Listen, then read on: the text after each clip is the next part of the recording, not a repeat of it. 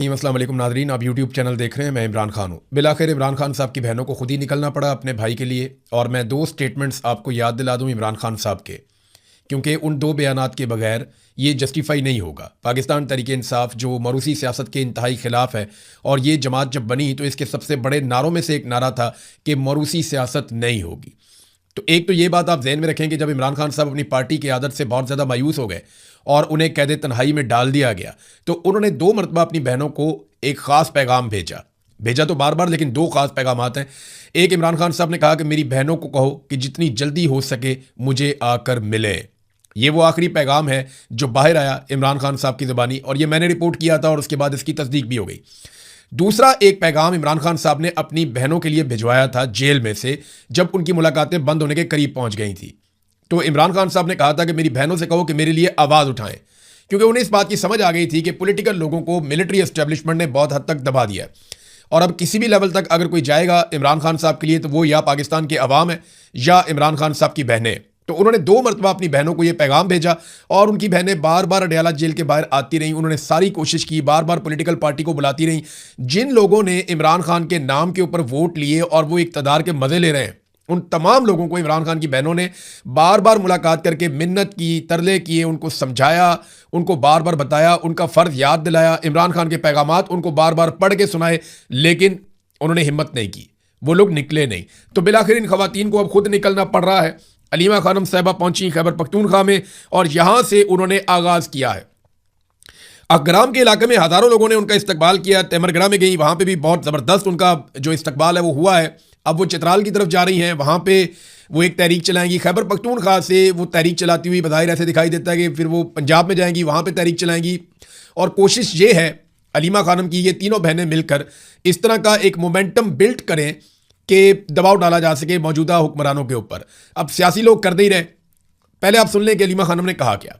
एक तो जो ये मंसूबा बनाया जा रहा था, मैंने आपको पहले बताया था कि पार्टी के अंदर ये सोच पैदा हुई थी और इसके बारे में बार बार बात की गई थी कि बड़े पैमाने पर एहतजाज शुरू किया जाए और एक तहरीक शुरू की जाए, और उसके लिए डेट रखी जाए 5 अगस्त।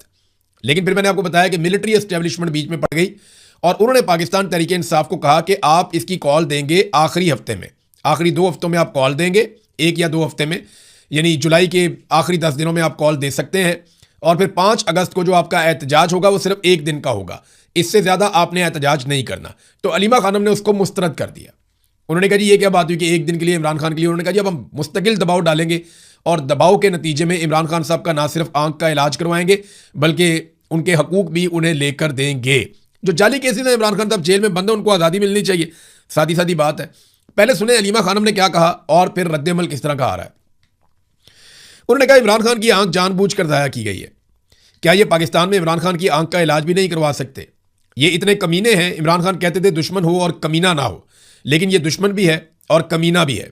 उन्होंने जानबूझकर कैद तन्हाई में रखा हुआ है। फैमिली की अव्वलीन तरजीह इमरान खान का इलाज है। इमरान खान ने कहा हुआ है कि जिद्दोजहद इबादत है, इस जुल्म के खिलाफ खड़े होना है। इमरान खान को 8 महीनों से कैद तन्हाई में रखा हुआ है। इमरान खान कैद तन्हाई में है क्योंकि ये इमरान खान से खौफ खाते हैं। इमरान खान से ये खौफ इसलिए खाते हैं क्योंकि इमरान खान अवाम की आवाज़ है। वक्त आ गया है कि अब जब हम निकलेंगे तो वापस घरों को नहीं आएंगे। अडयाला में जा जाकर पंजाब के लोगों का खौफ भी ख़त्म हो गया है। खैबर पख्तूनख्वा पहले जिम्मेदारी लेगा और फिर पंजाब भी उसके साथ निकलेगा। इमरान खान ने कभी नहीं कहा कि मेरे लिए भीख मांगो। इमरान खान ने हमेशा यही कहा कि मैं जेल में मर जाऊंगा लेकिन यजीद के सामने सर नहीं झुकाऊंगा। इमरान खान के लिए दबाव बढ़ाना होगा। तहरीक का मकसद दबाव बढ़ाना है। जब हम सुनते हैं कि बातचीत हो रही है, ये लोग भीख मांग रहे हैं, किस चीज़ की भीख मांग रहे हैं, किस चीज़ की बातचीत कर रहे हो?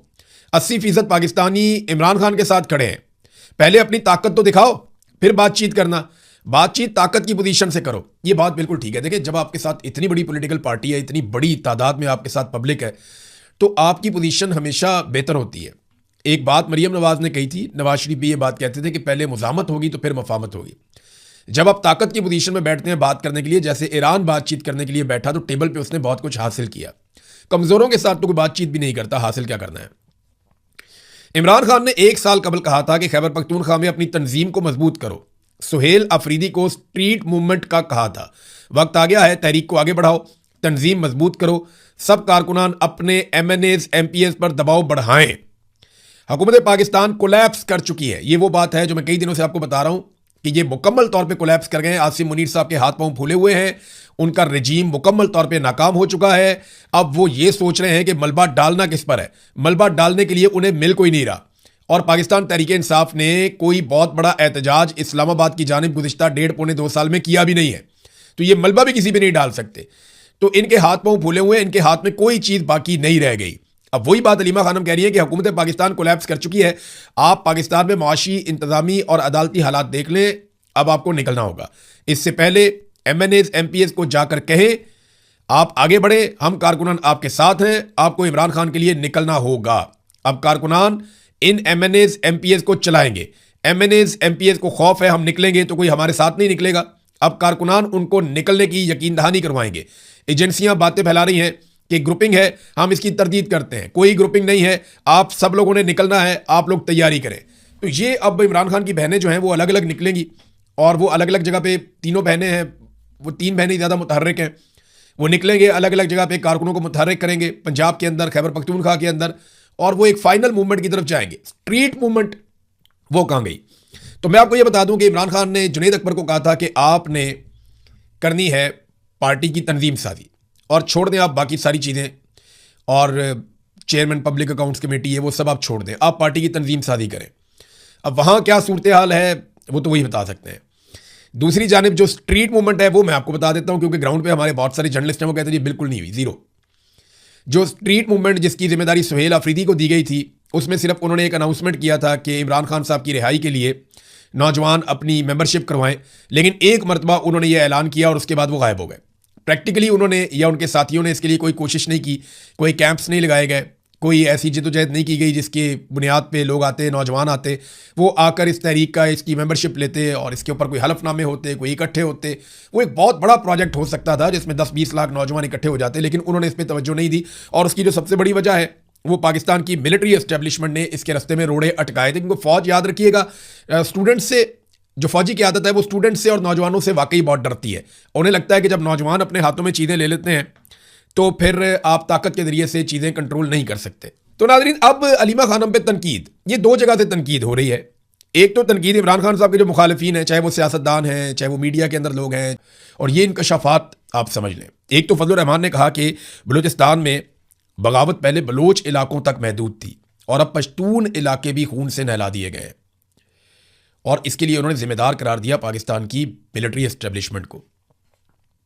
उन्होंने कहा कि अब वहां से 50 लाशें आ रही हैं जो पश्तून इलाके हैं और वहां पे बगावत पहुंच गई है। कोई रियासती रिट बाकी नहीं है, बच्चे स्कूल नहीं जा सकते, मगरिब के बाद पुलिस बाहर नहीं निकल सकती। ये हालात बलूचिस्तान में और खैबर पख्तूनख्वा में दोनों जगहों पे हैं, लेकिन बलूचिस्तान का तो बेड़ा ही गर्क हो गया। फजलुर रहमान साहब ने दूसरा इंकशाफ किया कि हमें कहा जा रहा है कि हम लश्कर बनाकर निकलें, हथियार उठाकर निकलें। उन्होंने कहा जी हमने तो इनकार कर दिया कि हम हथियार उठाकर नहीं निकलेंगे, आप हमें लड़वा देंगे, फिर आप बीच में से निकल जाते हैं। और वो ये कहते हैं कि आप यहाँ पे हमें कत्लो गारतगिरी की तरफ धकेल रहे हैं, हमने कोई लश्कर नहीं बनाना, हमें कोई किसी किस्म की लड़ाई के अंदर आप ना धकेलें। फिर आप हमारे ऊपर एहसान चढ़ाते हैं कि आपके लोग शहीद हो रहे हैं, खून बह रहा है। भाई आप इसके लिए पेटी बांधते हैं, तनख्वाह लेते हैं, हम आपको अपने खून पसीने की कमाई से टैक्स देते हैं और उसमें से आप तनख्वाह लेते हैं। तो आपको जिस काम के लिए तनख्वाह दी जाती है आप वो काम करें, अपने खून का एहसान हमारे ऊपर मत डालो। ये फजलुर रहमान साहब ने कहा क्लियर अल्फाज में। ये बात अगर कोई पाकिस्तान तहरीक इंसाफ का आदमी कहता तो उसको इंडिया का एजेंट करार दे दिया जाता, लेकिन फजलुर रहमान साहब को इतनी तो छूट है। उन्होंने बड़ी क्लियरली ये बात की कि अगर फौजी या पुलिस वाले शहीद हो रहे हैं तो भाई तुम तनख्वाह लेते हो इस काम के लिए, अपने खून पसीने के पैसे से हम तुम्हें देते हैं तनख्वाह अपनी हिफाजत के लिए, तो तुम, ये ऑप्शनल तो नहीं था, तुमने खुद ही कहा था कि हमने ये नौकरी करनी है, हमें पैसे मिलने चाहिए, तो मिल रहे हैं, अब लड़ो। हमें क्यों कहते हो कि लश्कर बनाए और बना के बंदूकें उठा के असला हम इनके सामने मुकाबले में आ जाएं, आप निकल जाएंगे, हम यहाँ कत्लो गारतगिरी में मारे जाएंगे जैसे हमेशा होता रहा। तो फजलुर रहमान साहब ने ये बात की। और तीसरी बात जो फजलुर रहमान साहब ने की, उन्होंने कहा जी अगर इलेक्शन लड़ना है ना तो वर्दी उतारो और आ जाओ मैदान में, पता चल जाएगा कि आपको कितने लोग वोट देते हैं और कितने लोग आपको मुंतखब करते हैं। वो ये कहते हैं जनाब हम कोई किसी किस्म का कोई ऑपरेशन नया नहीं होने दे रहे। मेरा एक सादा सवाल कि एक कानून है खैबर पख्तूनख्वा में, action in aid civil power, जिसके तहत फौज मिलिट्री ऑपरेशन करती है खैबर पख्तूनख्वा में। ये इजाफी इख्तियारात हैं जो पाकिस्तान की फौज को खैबर पख्तूनख्वा में दिए गए, बाकी सूबों में नहीं है। मेरा सवाल यह है कि सुहेल अफरीदी की हुकूमत ने आते ही अनाउंस किया था कि हम ये कानून ख़त्म कर देंगे, इस कानून को खत्म करने के लिए उन्होंने अभी तक क्या किया? देखिए, अदालत के अंदर तो इनके पास बहाना है ना कि हम जाते हैं, अदालत हमारी रिट वापस नहीं ले रही, हमने अपील की हुई थी, वो अदालत हमारी अपील वापस नहीं ले रही। वह 100 रास्ते और हैं। आप चुप करके बैठ जाएं, अदालत भी चुप करके बैठ जाए, तो आप मिलजुल के मैच खेलते रहें, तो वो तो एक अलग बात है।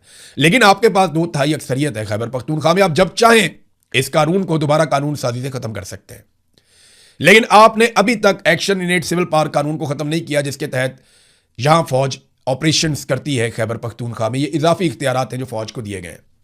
तो दावे इन्होंने बहुत बड़े बड़े किए थे, लेकिन काम इन्होंने कुछ भी नहीं किया। हमारे ऊपर ना ये बहुत बड़ा बोझ बन गया, ये ऑपरेशन, ये हर चीज को डंडे के साथ संभालते हैं। मैं आपको एक और चीज बताता हूं, मैंने आपको पिछले दिनों बताया भी था, लेकिन कुछ तफसीलात मैं आपके लिए लेकर आया हूं। ये एक पाकिस्तान के अंदर प्रोजेक्ट है बहुत बड़ा, आपके बिजली के बिल के अंदर आता है नीलम झेलम सरचार्ज। अब ये Neelum Jhelum hydro power project है, इसके जो सरबराह हैं वो भी एक lieutenant general retire Mohammad Saeed साहब है। कोई इनसे पूछेगा कि इन्होंने अरबों रुपए ज़ाया किए, वो पैसे कहाँ गए? ऑडिटर जनरल ऑफ पाकिस्तान के मुताबिक 30 अरब रुपए का इन्होंने खसारा कर दिया इसी एक प्रोजेक्ट के अंदर, और पावर हाउस बंद होने से प्रोजेक्ट को 100 अरब के लगभग का नुकसान हुआ। यानी आप अंदाजा करें कि 100 अरब से जायद का इन्होंने नुकसान कर दिया पाकिस्तान का। लेकिन क्योंकि ये एक lieutenant general retire Mohammad Saeed साहब हैं, इसलिए इनसे पूछ कोई नहीं रहा। इसका एक हेडरेस और एक टेल रेस है, ये एक टनल है, टनल का एक हेड है, एक टेल है, ये दोनों जगह से गिरी है।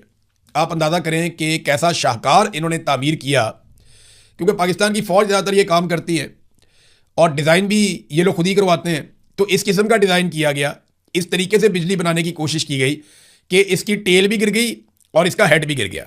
जुलाई 2022 में इसका टेल रेस टनल जो है वो गिर गई और पैदावार अगस्त 2023 तक बंद रही, यानी 13 महीने तक पैदावार बंद रही, बहुत नुकसान हुआ। उसके बाद जनाब उसको सेट किया तो 1 मई 2024 को इसकी हेडरेस्ट टनल है वो गिर गई और पावर हाउस बंद हो गया फिर दोबारा से। अब लगातार नुकसान हो रहा है। इसके अलावा इस प्रोजेक्ट को 2028 तक के लिए बंद कर दिया गया और जब इसको बंद किया तो तनख्वाहें तो लोग लेते रहेंगे, वो तो मौजें करते रहेंगे, लेकिन प्रोजेक्ट बंद होने की वजह से इसकी जो कॉस्ट है वो कई गुना बढ़ जाएगी और पाकिस्तानियों को मजीद पैसे पड़ जाएंगे। ये नाजरीन पाकिस्तान के हालात हैं। हमारे पानियों पे इंडिया डैम बनाता जा रहा है, बिजली बनाता जा रहा है, किसानों को उसने मुफ्त बिजली देना शुरू कर दी है। वो कई सूबों के अंदर वो छोटे इस्तेमाल करने वाले लोगों को, सारिफीन को मुफ्त बिजली दे रहा है इंडिया। वो तरक्की करता जा रहा है, आगे बढ़ता जा रहा है हमारे पानी के बलबूते के ऊपर। इनका एक इंटरव्यू किया जनाब एजाज सैयद साहब ने। उन्होंने सवाल पूछ लिया कि जनाब आपका दामाद सिकंदर सुल्तान राजा इनका दामाद है, जो चीफ इलेक्शन कमिश्नर है, जिन्होंने पूरे पाकिस्तान का इलेक्शन चोरी किया, और आपका बेटा फेडरल सेक्रेटरी है, आपकी बेटी जो है वो भी एक बड़ी ज़बरदस्त जगह के ऊपर ब्यूरोक्रेट है। बेटी को तो मौजें ही लगी हुई हैं, जो सिकंदर सुल्तान राजा की बीवी है। वो तफसीलात किसी दिन मैं आपके सामने रखूंगा, आप हैरान हो जाएंगे। तो उससे पूछा कि जनाब आपका बेटा, दामाद, बेटी सारे ब्यूरोक्रेसी में इतनी आला जगहों पे लगे हुए हैं, कोई नसीहत ही कर दें। अच्छा, ये सारे ही जो लगे हुए हैं ना, वो लगे ही हुए हैं, तबाहियां फेर दी हैं। जो सिकंदर सुल्तान राजा ने कर दिया, जो इनकी बेटी ने कर दिया, बर्बादियां फेर दी इन्होंने। अब वो मशवरा क्या दे रहा है? वो ये कह रहा है कि अपना काम सही तरीके से ईमानदारी से करें, सोच समझ कर करें, इतनी हिम्मत पैदा करें कि आप गलत काम से इनकार कर सकें। हो सकता है कि इसका आपको नुकसान हो, मगर जब तक ऐसा नहीं होगा हमारी ब्यूरोक्रेसी ठीक नहीं होगी। और फिटे मुंह भाई, यानी आप सिकंदर सुल्तान राजा के आप सुसर हैं और आप कह रहे हैं अपना काम ईमानदारी से करें। कोई गलत काम करने का कहे तो इसको इनकार कर दें। ये आदमी खुद चलकर चला गया था, इलेक्शन कमीशन के दफ्तर से निकला था रात के वक्त बगैर सिक्योरिटी के, और जब ये वापस आया तो फॉर्म 47 साथ लेकर आया था। फिर जो पाकिस्तानियों के साथ हुआ वो पूरे पाकिस्तान ने देखा। तुम्हारे खानदान ने पूरे पाकिस्तान को निचोड़ के रख दिया। पूरे पाकिस्तान का आज तक का सबसे बड़ी डकैती तुम्हारे खानदान ने मारी, और तुम यहां बैठ के भाषण दे रहे हो कौम को। यही तरीका कार है पाकिस्तान में। ये भाषण देते हैं बाहर निकल के, जनाब ये करो ये करो ये करो, दूसरों को नसीहत करते हैं और खुद अंदर से दाव लगाते हैं। इसी वजह से आगे इनकी शक्लें पहचाने, पाकिस्तानियों को चाहिए इनको पहचाने और इनको इनकी औकात बताएं। अब तक के लिए इतने, अपना ख्याल रखिएगा अपने चैनल